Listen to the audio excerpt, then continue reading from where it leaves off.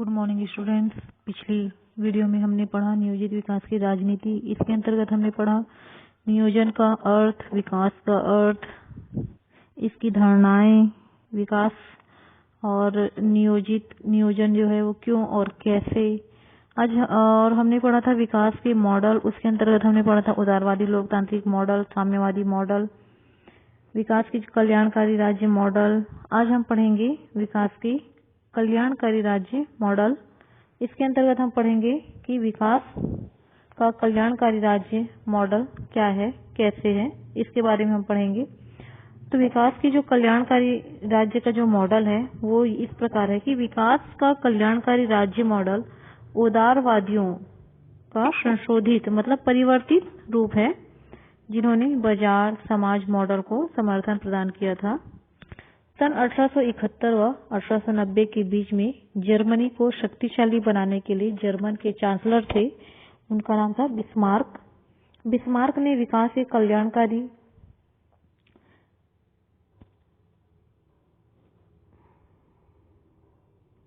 राज्य मॉडल को मौलिक रूप में प्रस्तुत किया।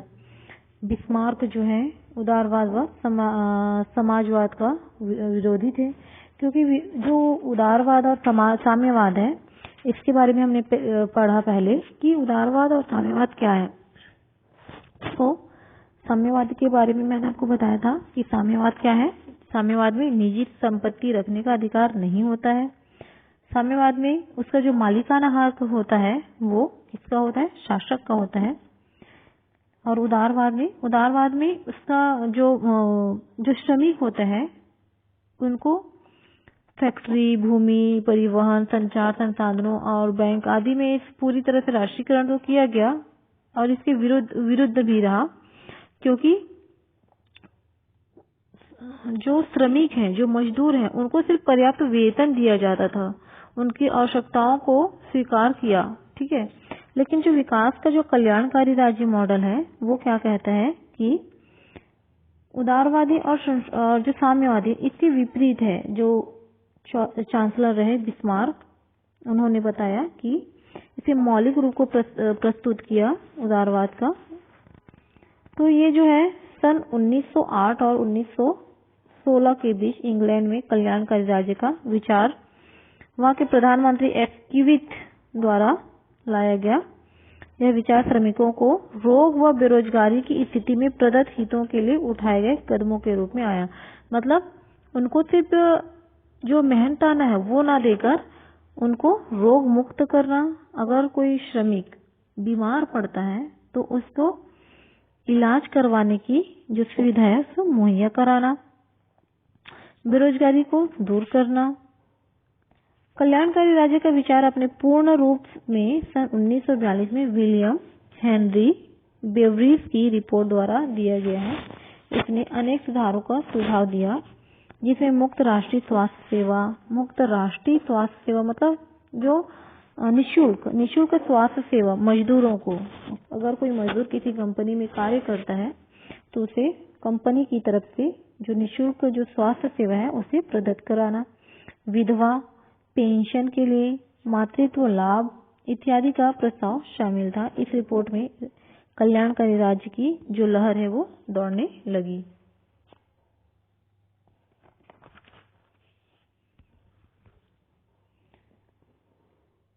इसके बाद हम पढ़ेंगे विकास का गांधीवादी दृष्टिकोण। तो गांधी जी का जो दृष्टिकोण था इसके बारे में हम जानेंगे, क्योंकि जो गांधी जी हैं वो अहिंसा के प्रिय थे। वो गरीबों के जो गरीब थे उनके साथी थे, उनके सुख दुख के साथी थे। तो विभिन्न विद्वान जो थे उनके द्वारा विकास के तो अलग अलग जो दृष्टिकोण है उनका वर्णन किया गया है, लेकिन जो अगर तुलनात्मक दृष्टिकोण से अध्ययन किया जाए तो गांधी जी का जो दृष्टिकोण है वो बहुत ही अधिक महत्वपूर्ण रहा। समाजवाद में भौतिकवादी धारणा पर बल दिया गया, जबकि गांधीवादी धारणा आदर्श पर बल दिया, मतलब नैतिकता पर, इंसानियत पर, भलाई पर, आदर्शवाद का मतलब। तो वास्तव में गांधी जी का जो जीवन था वो गरीब वर्ग से थे, कमजोर वर्ग से थे, और गरीब और कमजोर वर्ग के लोगों के लिए गांधी जी के मन में बहुत ही अधिक स्नेह था, हमदर्दी था। तो मशरूवाला जो है उन्होंने लिखा है उनके विचारों को कि आज पसीना बहाकर आज का भोजन पानी और कल के लिए फिर पसीना बहाने की तैयारी करने के आदर्श में किसी की श्रद्धा नहीं है, पर गांधी जी की है। विकास के गांधीवादी दृष्टिकोण का वर्णन जो है वो इस प्रकार से किया गया है कि विकेंद्रित अर्थव्यवस्था, जो अर्थव्यवस्था है वो विकेंद्रित हो, केंद्रित ना हो, वो एक जगह स्थायी ना हो। आर्थिक समानता मतलब सबको आर्थिक रूप से समानता प्रदान किया जाए। मानव सेवा नारायण सेवा, मानव सेवा नारायण सेवा कहने का मतलब है कि मनुष्य जो है, मानव जाति है, इनकी सेवा करना ही ईश्वर, नारायण मतलब ईश्वर, ईश्वर की सेवा करना है। मनुष्य जो है भौतिक प्राणी नहीं है। कुटीर उद्योगों की स्थापना करना, रोटी के लिए श्रम और सामाजिक बुराई का अंत, गांधी जी का जो दृष्टिकोण है वो इसी पर आधारित है। विकास का गांधीवादी प्रतिरूप सभी के हित व विकास का आदर्श सिद्धांत माना गया है। गांधी जी ने राज्य को साधन और व्यक्ति को साध्य माना। उनके अनुसार राजनीतिक सत्ता का प्रयोग व्यक्ति के हित के लिए होना चाहिए, न कि राज्य के हित के लिए। और व्यक्ति का प्रयोग, गांधी जी का तर्क था कि कुटीर उद्योग के द्वारा देश की जो आर्थिक समस्या है उसको हल किया जा सकता है। कुटीर उद्योग के द्वारा मतलब जो छोटे छोटे जो कारखाने या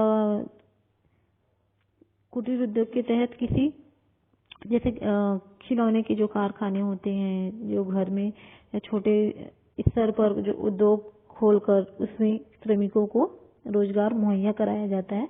तो इस सब चीजों में गांधी जी का जो विश्वास था बहुत ज्यादा था कि उनको ये लगता था कि इससे देश की जो आर्थिक स्थिति है उसको सुधारा जा सकता है।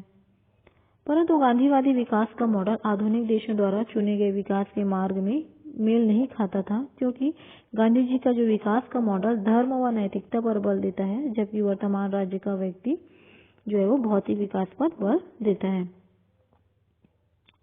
विकास का मिश्रित अर्थव्यवस्था है अगला जो हमारा अर्थव्यवस्था का जो मॉडल है वो है विकास का मिश्रित अर्थव्यवस्था। भारत में मिश्रित अर्थव्यवस्था के अंतर्गत नियोजन मतलब मैंने आपको पहले ही बताया था क्या होता है नियोजन, प्लानिंग करना। नियोजन की प्रक्रिया को अपनाया गया। मिश्रित अर्थव्यवस्था का तात्पर्य है कि देश की अर्थव्यवस्था में निजी क्षेत्र व सरकारी क्षेत्र, सरकारी मतलब सरकार का और निजी मतलब जो प्राइवेट संस्थाएं होती हैं वो दोनों को कार्य करने की अनुमति होगी। एक नया अनुभव था, क्योंकि अभी तक आयोजन को साम्यवादी व्यवस्था वाले देशों में लागू किया जाता था। साम्यवादी वाली मतलब जहाँ पे जनता को अपनी निजी संपत्ति रखने का अधिकार नहीं होता। साम्यवादी देशों में निजी क्षेत्र को कार्य करने की अनुमति नहीं होती है। साम्यवादी देशों में देश की संपूर्ण अर्थव्यवस्था पर राज्य या सरकार का नियंत्रण होती है। और मिश्रित अर्थव्यवस्था में जनहित व सुरक्षा से संबंधित आर्थिक गतिविधियों को सरकारी क्षेत्र के अधीन रखा जाता है, न कि किसी एक शासक के हाथ में, तथा अन्य गतिविधियों में निजी क्षेत्र को कार्य करने की अनुमति प्रदान की जाती है। तो इस तरह से हम आगे देखेंगे कि मिश्रित अर्थव्यवस्था की जो समीक्षा है इसके बारे में देखेंगे, इसकी क्या सकारात्मक और नकारात्मक परिणाम निकले। तो इसके जो सकारात्मक परिणाम थे ये निकले कि सार्वजनिक क्षेत्र के माध्यम से सरकार ने विकासी प्राथमिकताओं को पूरा किया गया।